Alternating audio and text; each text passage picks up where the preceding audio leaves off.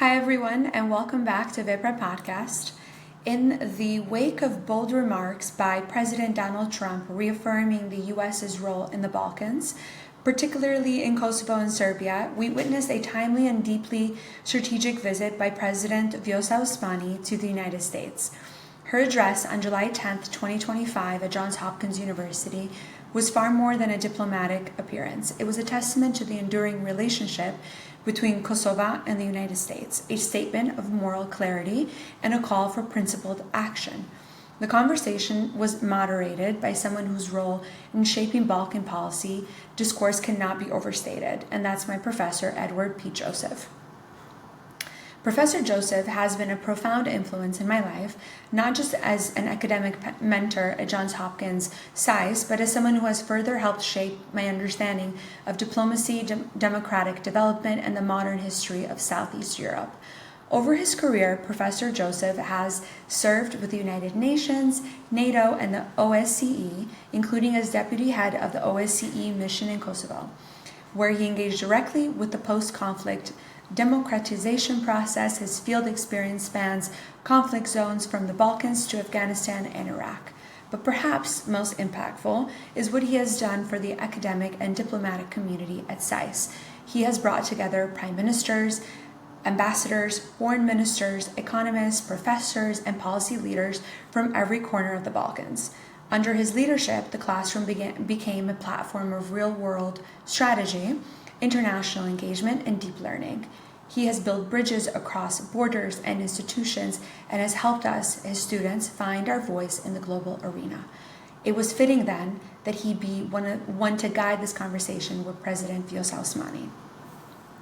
President Osmani began by declaring Kosovo to be one of America's flawless foreign policy victories, a rare and powerful bipartisan success that stretches from Congress to the White House.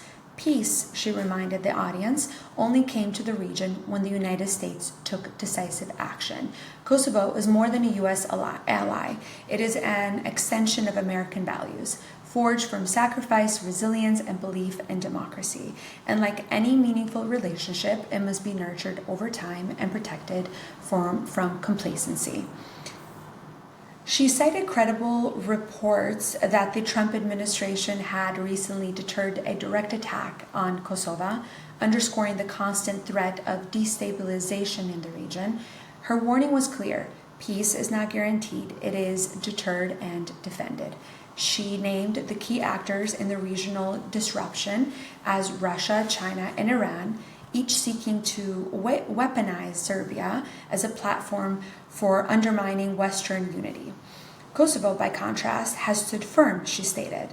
It is the only country in the region not part of the China's Belt and Road Initiative, a deliberate act of political alignment with the West and its values. And in terms of NATO and joining NATO, she stated that Kosovo is not just asking to join NATO, it is ready to contribute. President Osmani confirmed that Kosovo is on track to providing 5% of NATO capability by the end of the year 2025, a meaningful commitment to collective security. She emphasized that Kosovo already fields a professional, value-based military, an army of soldiers who believe in NATO and want to give back, she stated. NATO's KFOR mission remains popular among Kosovars and Serbs alike, especially in Belgrade, a statement to its credibility and impact. She also addressed Serbia's rejection of NATO's membership, making it clear that Kosovo's path should not be constrained by its neighbors' hesitation.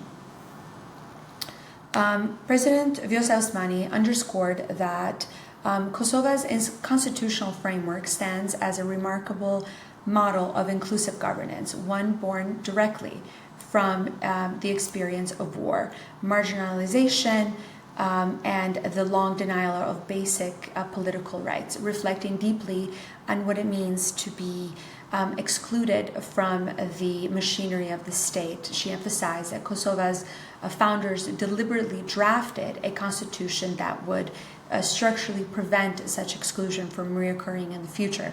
And at its core, Kosovo's constitutional grants extraordinary institutional protections to minority communities, such as the Serb community population. These include a guaranteed allocation of 10 parliamentary seats to the Serb community, ensuring permanent representation regardless of electoral outcomes. Even more significantly, the Constitution provides veto power to minority groups that compromise as little as 3 to 5% of the population, enabling them to block legislation or constitutional amendments that they believe would infringe upon their rights or interest. And this level of structural inclusion is virtually unmatched in the region, she stated. President Vjosa Osmani made it clear that these provisions were not symbolic gestures, but rather deeply principled choices, deliberate choices informed by the painful memory of the systemic discrimination and suppression by the Serbs.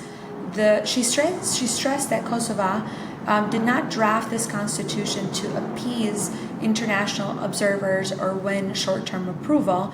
It did so because it understands intimately what it feels like to have one's voice erased. The result is a political system that does not just accommodate minorities, but actively empowers them through meaningful mechanisms of representation, veto power, and constitutional guarantees. This inclusive framework has become even more significant in the context of ongoing tensions and political disengagement in northern Kosovo, where segments of the Serb population have declined to participate in state institutions. In response, rather than retreat from its democratic commitments, Kosovo continues to uphold and expand its efforts towards a multi-ethnic governance, seeking to integrate rather than marginalize.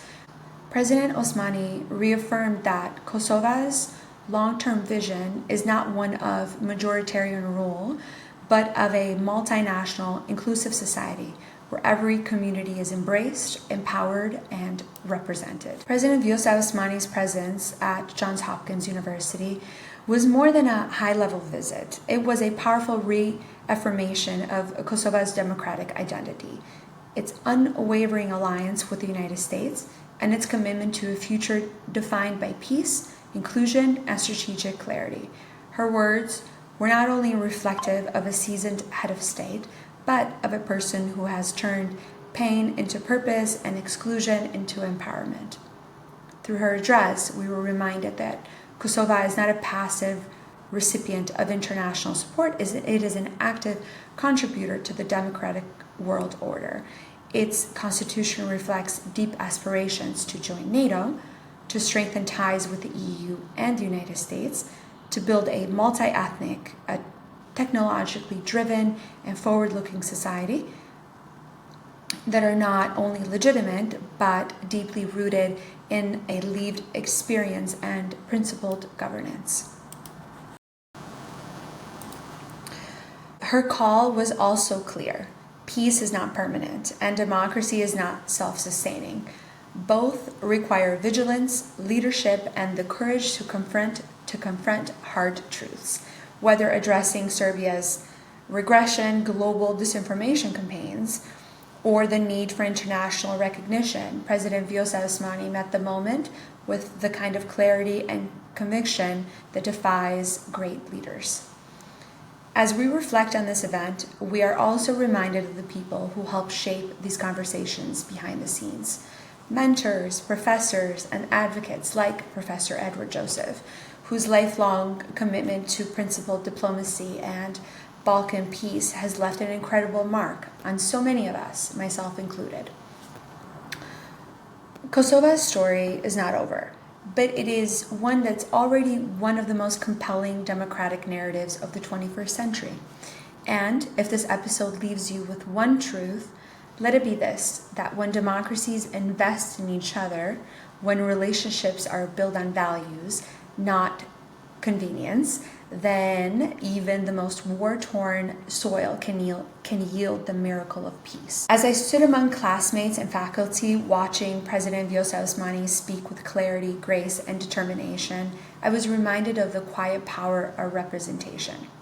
For those of us who carry multiple identities, Albanian-American or others, immigrant or citizen and citizen, daughter and leader, her presence affirmed something that we've always known deep down, that our stories are not on the margins, they are central.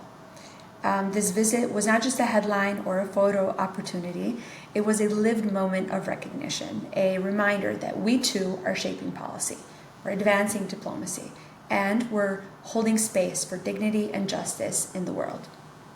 To every young Albanian woman listening, whether you're in Peja, Pristina, Tirana, or Detroit, I hope you felt it too, that this was for us. This has been Vepra Podcast, where we document the voices, values, and visions shaping the future of immigrant community and the global democratic space. Until next time, stay engaged, stay principled, and stay courageous. Thank you so much for listening.